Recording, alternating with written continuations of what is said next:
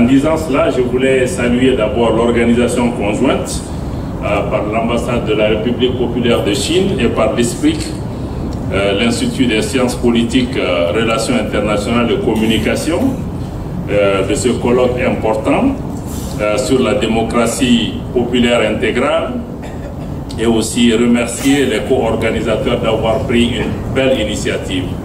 Tout à l'heure, j'expliquais à mon ami l'ambassadeur de Chine combien il est important pour des pays comme la Chine aujourd'hui de promouvoir aussi une diplomatie publique.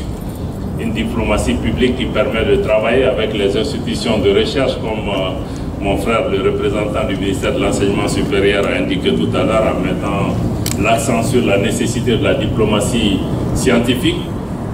Mais aussi, je pense que c'est important que dans la diplomatie, il y ait des connexions qui permettent au peuple de parler à d'autres peuples. Je pense que c'est ça l'avenir vraiment de la diplomatie et je me réjouis que la Chine engage des débats avec l'Afrique, avec les Africains, avec leurs institutions, parce que nous devons tous évoluer en toute humilité, chercher à comprendre, chercher à en tirer les leçons. Donc je voudrais vraiment vous féliciter pour cet exercice, c'est pourquoi j'ai tenu à être ici aujourd'hui. Cette initiative heureuse permet de créer une véritable plateforme d'échange et de dialogue entre experts d'horizons et de spécialités certes différents, mais qui sont à la fois complémentaires. Sur un thème d'actualité, à savoir celui de la diplomatie, de la démocratie populaire, intégrale de la Chine, un modèle gagnant et quelle inspiration pour l'Afrique. J'espère que beaucoup de nos étudiants seront inspirés pour aussi faire des recherches au-delà du thème d'aujourd'hui pour pouvoir nous édifier sur ces questions. Avant d'aborder cette thématique, je voudrais d'abord saluer la qualité des relations bilatérales que la Chine entretient avec de nombreux pays partenaires, que le Mali entretient avec de nombreux pays partenaires, dont la République populaire de Chine depuis très longtemps. Après plus de 60 ans de relations diplomatiques et politiques, Monsieur l'ambassadeur, la confiance entre nos deux pays n'a cessé de se renforcer pour parvenir aujourd'hui à un appui sans faille de votre pays aux efforts du gouvernement du Mali dans de nombreux domaines de coopération, y compris dans le domaine de la paix et de la sécurité, également dans le cadre multilatéral. Le gouvernement est reconnaissant du soutien constant de la République populaire de Chine lors de l'examen de tous les dossiers qui concernent le Mali, notamment au niveau du Conseil de sécurité des Nations Unies. Plus récemment, l'appui de la Chine a été déterminant pour nous permettre d'avoir la décision pour le retrait de la MINUSMA et votre déclaration et la déclaration de votre représentant permanent à New York est très édifiant.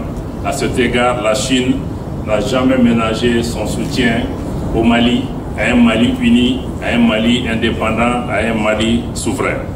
Au moment où la mission des Nations Unies se retire du Mali, je réitère donc toute notre reconnaissance du gouvernement du Mali, la reconnaissance du gouvernement du Mali au casque bleu chinois, parce que peut-être beaucoup de gens ne le savent pas, nous avons un important contingent de casques bleus chinois au sein de la MINUSMA, qui apporte aussi un travail considérable. Et à travers eux, je voulais saluer le travail des casques bleus, des soldats de la paix, de pays amis, comme la Chine et d'autres pays africains, qui, je le rappelle, sont venus de bonne foi pour aider le Mali.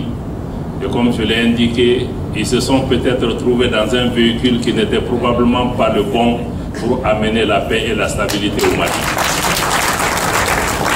Mais cela n'enlève à rien à la qualité des hommes, des femmes qui servent aujourd'hui au sein de cette mission. Donc je tiens, Monsieur l'ambassadeur, à vous dire cela au nom des autorités de mon pays. Mesdames et messieurs, les organisateurs ont prévu un programme particulièrement riche. Si j'en prends pour preuve le programme que je viens de parcourir ici, sur les expériences de la Chine, du Mali, mais aussi je voudrais vous féliciter pour la qualité des personnalités que vous avez alignées pour cet exercice. J'ai vu d'éminentes personnalités comme le professeur Sall, comme le professeur Doudou Dia venu du Sénégal, le docteur Sarankaba de la Guinée et beaucoup d'autres experts maliens que je connais dans la salle, que je ne vais pas me permettre de citer pour ne pas accroître le nombre de mes ennemis encore une fois. Voilà, mais j'ai vu beaucoup d'experts maliens très crédibles, très reconnus tant au Mali et qu'à l'international. Je suis certain qu'ils pourront contribuer avec sincérité et aussi avec grande expertise à toutes les discussions ici pour voir qu'est-ce qu'on peut tirer de ce modèle chinois pour nos pays.